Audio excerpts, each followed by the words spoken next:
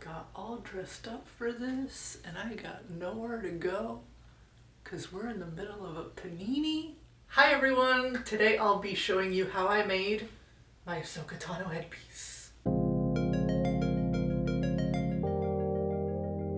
So I modeled mine after Rosario Dawson's Mandalorian version of Ahsoka, but any of the painting, sealing, general construction techniques that I show in my video can be applied to really any of her looks that you decide to do. I did attempt several times to pattern it on my own, but it didn't really work out, so I did buy this pattern on Etsy. I highly recommend it. It's super easy to build, and he also has a season 7 pattern.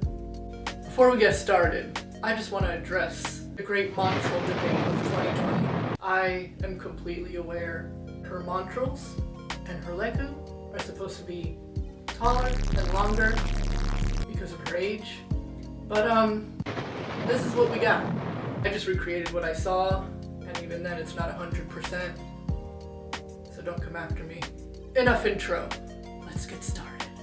For this project, I used 1/2-inch project foam from Walmart and contact cement to piece it together, also from Walmart. I printed and cut out the pattern I bought and traced the pieces onto the foam, making sure to mark all the registration marks that will help line up the edges later. Once all the pieces were cut from foam, I started putting them together by brushing on contact cement to the edges of the pieces I wanted to join and carefully lining them up.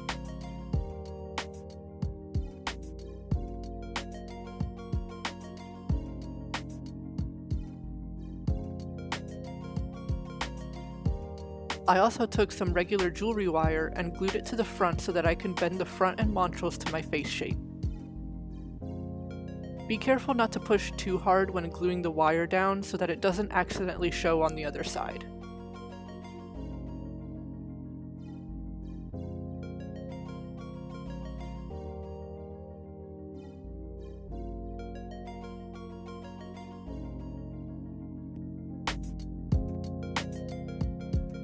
Then I glued the front section up over the wire to make a clean hairline.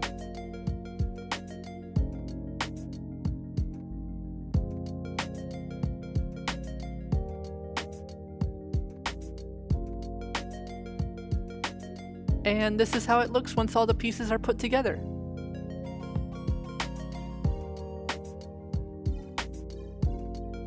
Now it's time to cover it in fabric!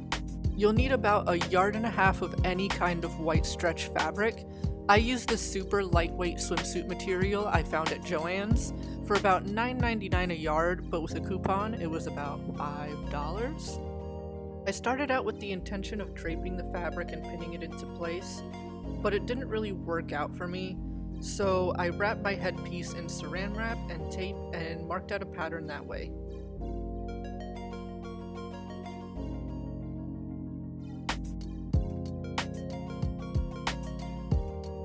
Once I cut out the pattern, I transferred it onto the fabric, cutting it on the fold so I have 2 halves for the front.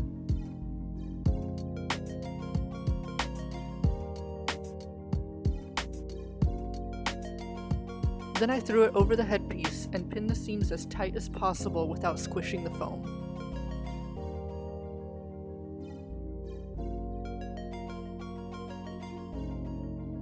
After that, I carefully slid the fabric off, making sure the pins didn't fall out, and I sewed those seams into place. I repeated the same process for the back, and I had a complete fabric cover.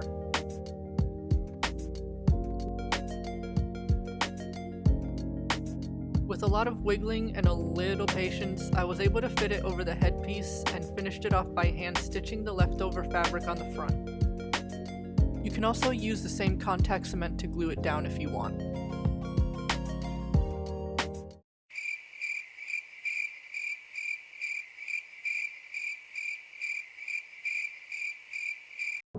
And now we finally get to the fun part.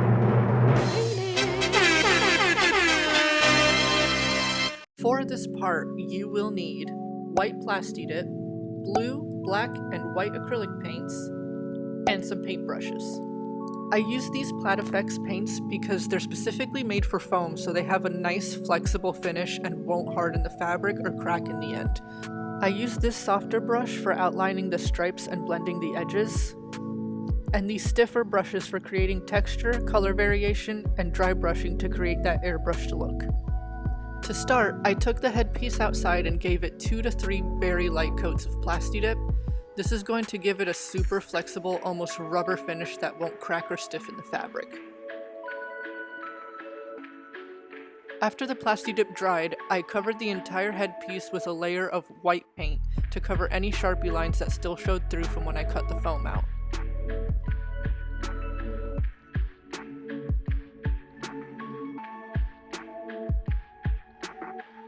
Then I got started by lightly mapping out each of the stripes on one side with a pencil.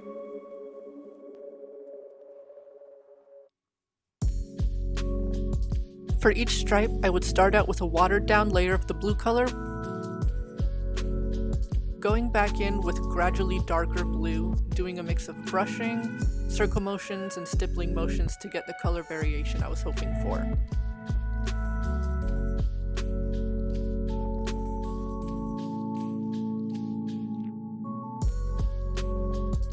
Because her stripes don't have any clean edges, I would dry off my brush and clean off as much paint as possible to simulate that.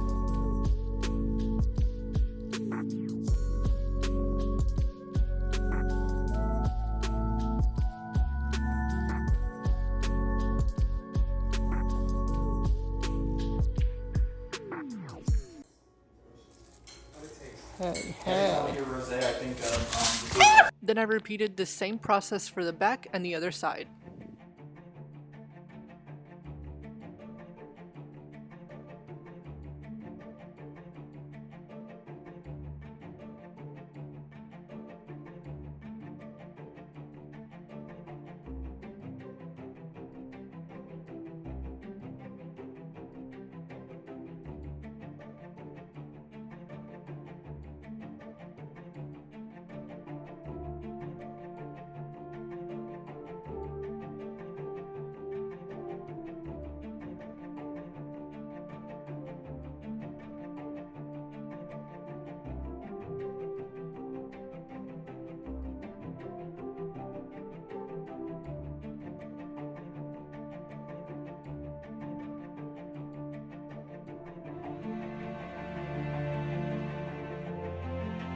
Once all the stripes were painted on, the final step was mixing a bit of black and white to make a light gray color, and I lightly stippled it onto the white areas to make it slightly dirty and more worn.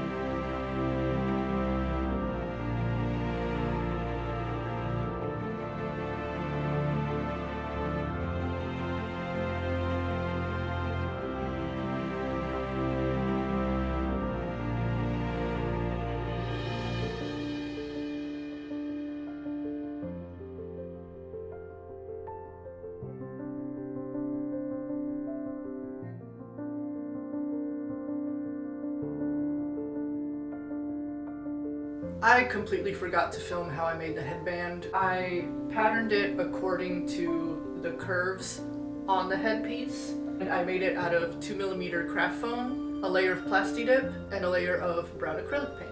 The diamonds I bought 3D printed off Etsy. I will put a screenshot right here. I really hope this tutorial was helpful. I hope that you learned something even if you're not making a headpiece. I tried to make the video as easy to follow as possible because the real process... Basically, I made every mistake so you don't have to. You're welcome! Anyway, that's all I have for you. If you have any questions, let me know. And thank you for watching.